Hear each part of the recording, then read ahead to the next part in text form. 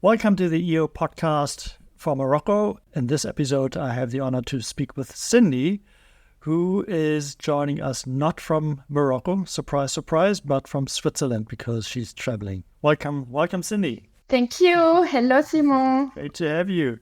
So tell me about your business. Tell our listeners what you do so they have an idea of sort of what corner of the economy you sit in. So I'm living in Morocco from 15 years. I'm original from France, and I'm owning a DMC company. DMC means Destination Management Company. It means we are representing and we are working with travel agencies all around the world.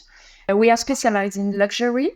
So we are taking care of their clients from beginning to the end of the trip, from the arrival at the airport to the departure, including all hotels, transfer experiences, conciergerie, and everything. And is that sort of individual tourists that book with you, or could I book something with you, or how does it work? So we are working mainly on a B2B basis. It means our clients are our travel agents, and we are taking care of their clients. So it's the most important part of our business, but we can also take care of individual tourists as you, or we are also working with companies to manage events, some corporate events, congress, or some weddings too. Okay, so for example, the EO conference that we just had in Marrakesh, you could have organized that had EO asked you to take care of that. Absolutely, yes. We have an event department specialized for this kind of events. I mean, we have an events department. Events department. Okay. Yes. Fantastic. So that's your business. And then always the next question is, how did you get to do this business? How did you get into the industry? What attracted you? What is sort of like your path that led you to become an entrepreneur in Morocco? So since I'm a child, I always was passionate by travel, by tourism. So it's a true passion. And I was sure I will live somewhere else than in France. So I chose for me, after my studies, I had some opportunities to go abroad for a training period. And I had different choice of countries. It was Argentina, Egypt, or Morocco. And I chose Morocco. And after my training in Morocco, it was a love story with the country. I'm really in love with Morocco, with the people, with the culture, with the landscape and everything. So I decided to stay in Morocco. And I start to work in many companies. And after I decided to create my own company 5 years ago, because for me, when you are passionate by something, you are working day and night. You have to create your own company, to do the thing exactly as you want, to take the decision exactly as you want, and to be able to create something tailor-made to your wishes. Absolutely. So when did you come to Morocco? What year was that? You mean why I came in Morocco? No. What year? What year was that when you came to Morocco? It was in 2008. Okay, 2008. It's been almost like 2000 years. 14 years. 15 years. 15. Yes. 15 years this year, exactly. So then you worked for a number of years for another company in the industry, I assume? Yes, I worked for different hotels first. Then I worked for the most important tourism group in Morocco. It's a big group with different branches, different company. And I created for them in 2012 their luxury brand of Destination Management Company. And after 5 years, I decided I have to do on my own because I have to take my own decision and to do the thing exactly as I want. And I can imagine having built that brand for your employer, you felt like you can do it yourself because it's basically building everything, isn't it?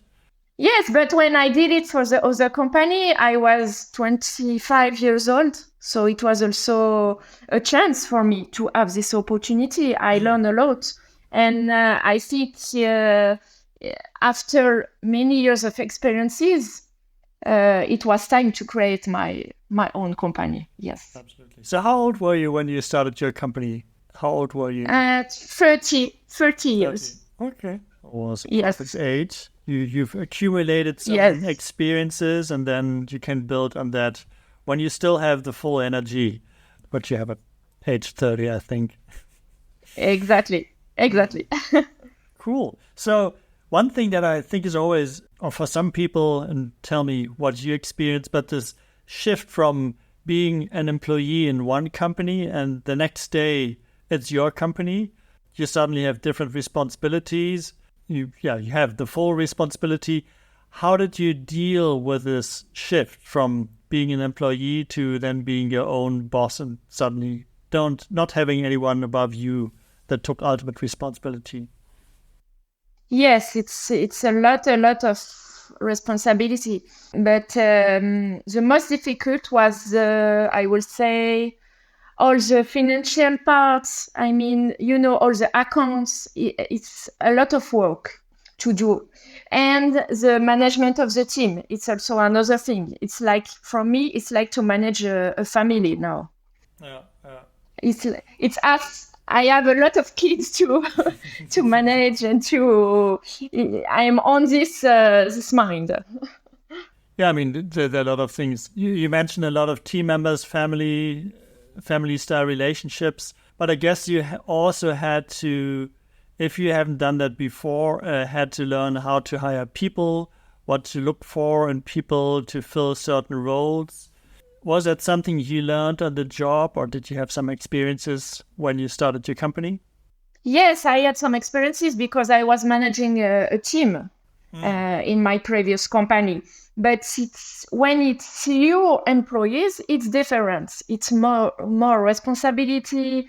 They are waiting also more from you because they know you are able to really decide, and it's different. And 2 years after create my company, I did a burnout because for me it was a lot of new responsibilities, and it was not easy, especially in Morocco as a woman. Sometimes it's not easy. Yeah. Now it's fine with it. We've left the burnout behind Yes. us. But I think that's an experience that a lot of entrepreneurs go through, that they come to a stage where they hit a wall because they do everything and try to control everything or try to sort of like keep everything going. And then they realize they can't do everything and they have to delegate and have to trust and Exactly. rely on the team. Absolutely. So when you hit the burnout, you changed the structures in your company, you sort of like delegated responsibilities. How do you sort of like, what was like what happened? Yes, I decided to delegate. I decided to grow the team. So my team is actually 14 people. At the beginning, we were just two, me and my partner, which is also a woman. She's from Madagascar. We are two women at the beginning. So we had a lot of new employees, new functions to help me on a lot of things. And you just mentioned your co-founder. You met her in one of your previous jobs. How did you? Absolutely. She was a trainee during when I met her in my previous company. So it was her very first experiences after her studies, and she started with me, and she was excellent, a lot of motivation, and we had the same mind and the same vision of the things. So we decided to create the company together. Interesting. And you're still running the company together. Yes, absolutely. And we just celebrate our 5 years last week in Marrakesh, 10 days ago. So when you went through this restructuring to sort of like distribute tasks differently, did you do that all on your own, or did you work with outside help? What kind of a situation did you find yourself in Morocco? Is there sort of a support network for entrepreneurs, or is it, how entrepreneurial is it? Not really. I did everything on my own. Everything, the training of the team, the administration procedure, and everything. So I think there are like two things. The one thing is having people, fellow entrepreneurs, that you can talk about the universal pains of entrepreneurship, like hiring people and structuring teams and all of these things. And I think then we have professional relationships with people in our industry, which always comes with a different quality because they're either partners or competitors, where we might not want to talk about our company in like a super open, transparent way because it's sort of a professional relationship.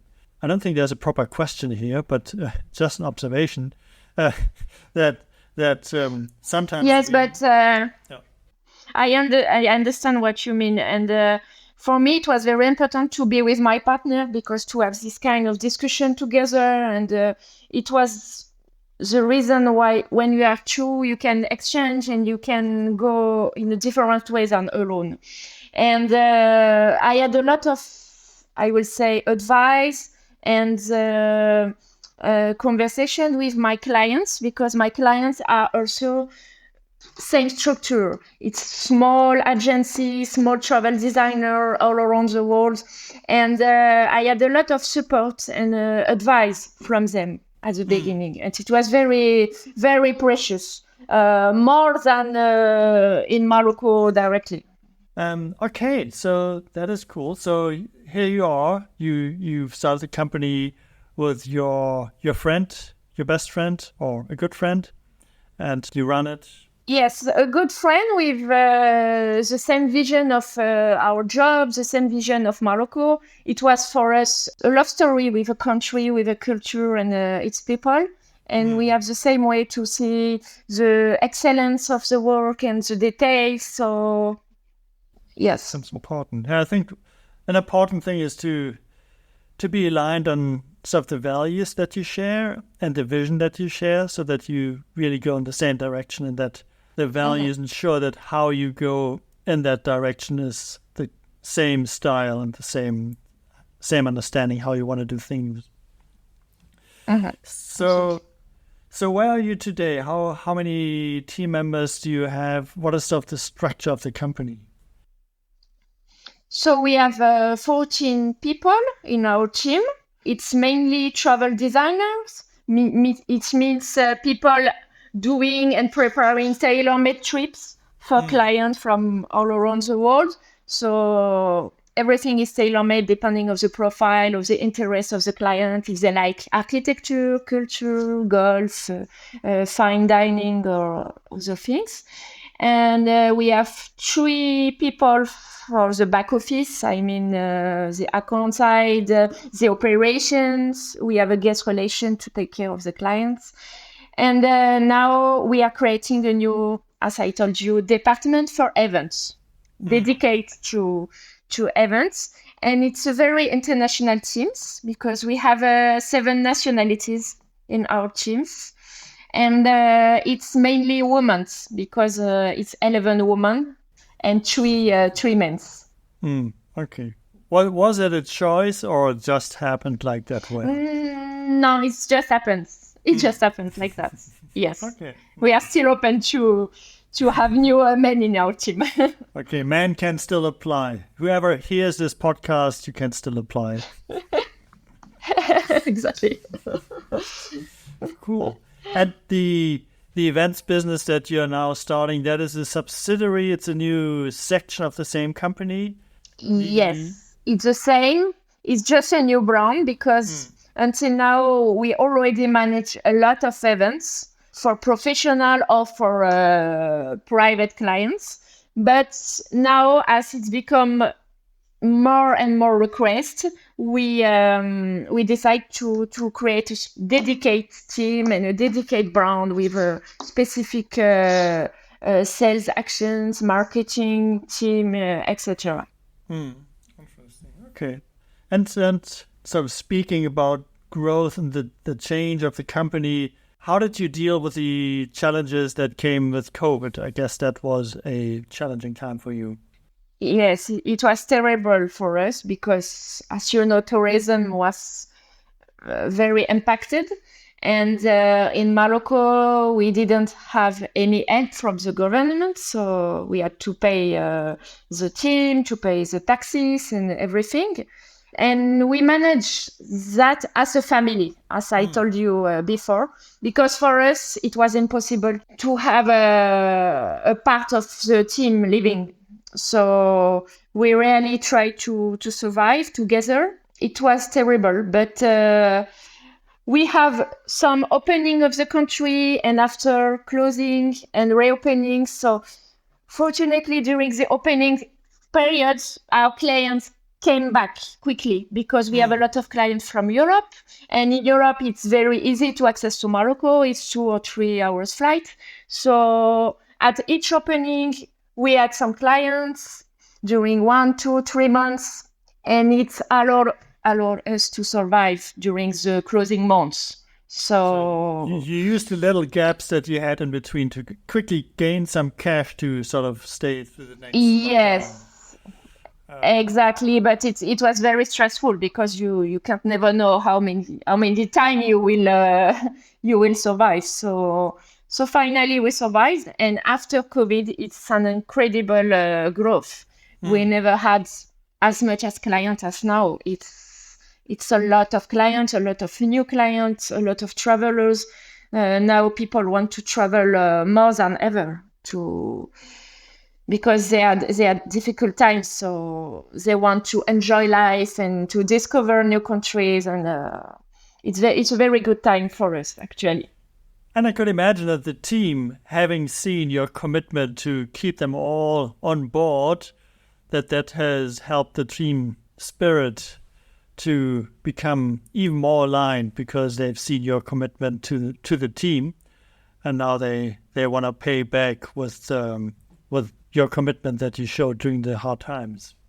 Yes, it creates a very special relationships with our team. Now it's a very strong team. It's absolutely a family, and we trust each other a lot. And this is priceless to have a team like that from both sides. Cool. Let's change tack a little, and let's talk about the entrepreneurial ecosystem in Morocco. And I think you are interesting person to talk to, because first of all, you are a woman, and secondly, you are a foreigner in a country. So I would imagine that makes things not easier. Tell me about what is it like to be an entrepreneur in Morocco as a woman, as a foreigner? What do you see? So Morocco has a lot of potential for entrepreneurs because it's a country with a lot of evolutions, with a lot of perspective, with a lot of modernity. I think it's a kind of exception in Africa. The King of Morocco is extremely modern, and the things are changing a lot in terms of mentalities, especially for a woman. But it's still difficult. It's still not Europe, and you have to be strong. You have to trust yourself, because especially when you are a woman and you are very young. When I start, I was 30, so you have to be confident of yourself and to know what you want and to decide what you want. So, but if you have this, you have a lot of opportunities in Morocco. I think for me, maybe if I was in France, I wouldn't have this success I have now in Morocco, because the country is moving very quickly, and when you are professional, when you are passionate and creative, I think you have a lot of chance to get what you want in Morocco. Is it like locals appreciate you for bringing something to the country, building a business for a contribution? Is there a recognition for that? Absolutely. Yeah. Yes. Especially when you are kind, when you are nice, you respect people. They are very happy you are there, and you bring new jobs to the people. You give a lot of jobs to families because in tourism, I have my team, but it's not only my team. We have guides, we have people preparing some lunch in the villages far from the cities, and it's give a lot of incomes to the country. Not only to your team. Yeah, absolutely. So the suppliers that you have to hire to make all these things happen that your clients book. So you have a bigger impact than just the 14 employees that you hire, that you employ. Absolutely. We are working on all Morocco, from the north, from Tanger to the big south, to very small village far from everything. So it's also a reason what I love to work there and to do this job. Are you connected to, is there sort of like associations for entrepreneurs, or do you have, I guess you have an association for the tourism sector? What are the structures? How organized is the entrepreneurial scene in Morocco? There are some individual associations from women entrepreneurs. I know one of them. I know them since just 1 or 2 years. And yes, women between them can exchange some ideas and to give some tips, but not a lot of association like that. It's just a few ones. Interesting. Okay. So, yeah, I think that's interesting. Anything you want to say to our listeners? Let me think about it. Think about it. We cut out the waiting time. No problem. Yes. I mean, it could be sort of like a message that you want to give about the country. I mean, you said that you are in love with the country, that you want people to know about Morocco. I don't know. Are there certain stereotypes about Morocco that you want to repudiate? Yes. So I would encourage everyone to go in Morocco and to be an entrepreneur in Morocco if they are fall in love with Morocco as me, because this country is very rich in terms of people, and it will be a lifetime adventure. Beautiful closing words. I'm more than ever intrigued to come to Morocco. Thank you for your time and for your insights, Cyndie. Our listeners who might want to book a tour with you, how can they find you? What is the best way to get in touch with you? So you can contact us by email on the escalsignature.com website. Mm-hmm. So we share that in or by yeah. Yes. Okay, cool. Then thank you for your time and the insights. Thank you so much for having me. It was a pleasure. I hope when I come to Morocco, I will be able to also visit you and to see your work. For sure. Contact me when you come to Morocco. It will be a pleasure to have a drink together. I will.